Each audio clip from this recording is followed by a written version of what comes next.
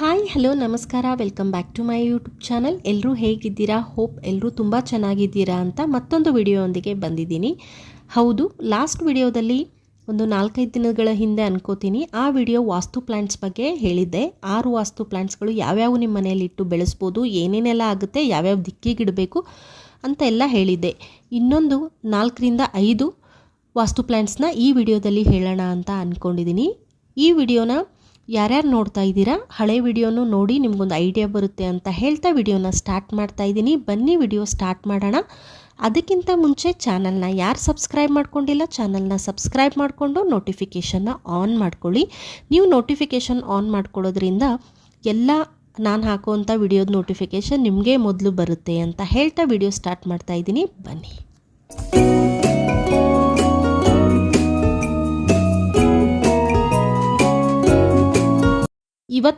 ಇವತ್ತಿನ ವಿಡಿಯೋದಲ್ಲಿ ಫಸ್ಟಿಗೆ ತೋರಿಸ್ತಾ ಇರೋದು ಈ ರಬ್ಬರ್ ಪ್ಲ್ಯಾಂಟ್. ಈ ರಬ್ಬರ್ ಪ್ಲ್ಯಾಂಟ್ ನೀವು ಸಾಮಾನ್ಯವಾಗಿ ಎಲ್ಲರ ಮನೆಗಳಲ್ಲೂ ನೋಡಿರ್ತೀರ.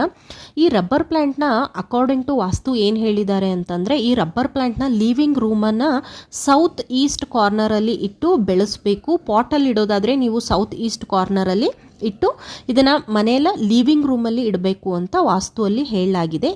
ಇದನ್ನು ಮನೆಯಲ್ಲಿ ಇಡೋದ್ರಿಂದ ಬಿಸ್ನೆಸ್ ಚೆನ್ನಾಗಾಗುತ್ತೆ, ಹಾಗೆ ದುಡ್ಡಿನ ಸಮಸ್ಯೆ ಎಲ್ಲ ಕಡಿಮೆ ಆಗುತ್ತೆ ಅಂತ ವಾಸ್ತುವಲ್ಲಿ ಹೇಳಲಾಗಿದೆ.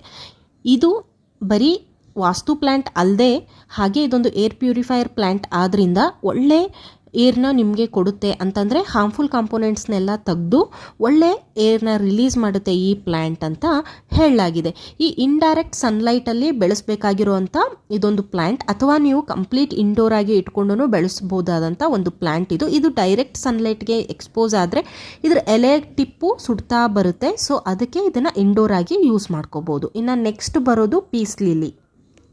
ಪೀಸ್ ಲಿಲಿನ ಕೋಬ್ರಾ ಪ್ಲ್ಯಾಂಟ್ ಅಂತಲೂ ಕರೀತಾರೆ. ವಾಸ್ತುವಲ್ಲಿ ಪ್ರೀತಿ ಶಾಂತಿ ಪ್ರತೀಕವಾಗಿ ಈ ಗಿಡನ ಮನೆಯಲ್ಲಿ ಬೆಳೆಸಬೇಕು ಅಂತ ಹೇಳಿದ್ದಾರೆ. ಈ ಹೆಸರಲ್ಲೇ ಇರೋ ಥರ ಪೀಸ್ ಲಿಲಿ ಅಂತ ಇದು ಮನೆಯಲ್ಲಿ ಶಾಂತಿನ ಕೊಡುತ್ತೆ ಇದನ್ನು ಬೆಳೆಸೋದ್ರಿಂದ ಅಂತ ಹೇಳ್ತಾರೆ. ಹಾಗೆ ಇದನ್ನು ಬೆಡ್ರೂಮಲ್ಲಿ ಸುಮಾರು ಜನ ಇಟ್ಕೋತಾರೆ. ಈ ಪೀಸ್ ಲಿಲಿ ಪ್ಲ್ಯಾಂಟ್ನ ಬೆಡ್ರೂಮಲ್ಲಿ ಇಟ್ಕೊಂಡು ಬೆಳೆಸೋದ್ರಿಂದ ತುಂಬ ಒಳ್ಳೆಯದು ಅಂತ ಹೇಳುತ್ತೆ ವಾಸ್ತು. ಸೊ ಇದರಿಂದ ಸ್ಟ್ರೆಸ್ ದೂರ ಮಾಡುತ್ತೆ, ಹಾಗೆ ಮೆಂಟಲ್ ಹೆಲ್ತ್ ತುಂಬ ಚೆನ್ನಾಗಿರುತ್ತೆ ಅಂತ ಹೇಳಲಾಗಿದೆ.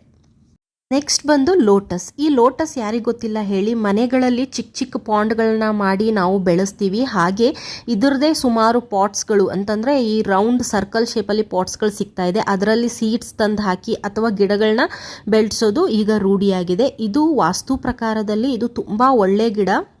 ವಾಸ್ತು ಪ್ರಕಾರ ಇದನ್ನು ನೀರಲ್ಲಿ ಬೆಳೆಯೋದ್ರಿಂದ ತುಂಬ ಒಳ್ಳೆಯದಾಗುತ್ತೆ. ಹಾಗೆ ಮನೆ ಅಂಗಳದಲ್ಲಿ ಇಟ್ಟು, ಮನೆ ಮುಂದೆ ಜಾಗ ಇದ್ದರೆ ಅಲ್ಲಿ ಇಟ್ಟು ಬೆಳೆಸೋದ್ರಿಂದ ಇದು ತುಂಬ ಒಳ್ಳೆಯದಾಗುತ್ತೆ. ಹಾಗೆ ಇದು ಲಕ್ಷ್ಮಿಗೆ ಪ್ರಿಯವಾಗಿದ್ದರಿಂದ ಈ ಗಿಡ ಬೆಳೆಸೋದ್ರಿಂದ ಲಕ್ಷ್ಮಿ ಯಾವಾಗಲೂ ಮನೆಯಲ್ಲಿ ನೆಲೆಸಿರ್ತಾಳೆ ಅಂತ ವಾಸ್ತುವಲ್ಲಿ ಹೇಳಲಾಗಿದೆ. ಇದನ್ನು ನೀವು ಈಸಿಯಾಗಿ ಸೀಡ್ಸಿಂದ ಗ್ರೋ ಮಾಡ್ಬೋದು.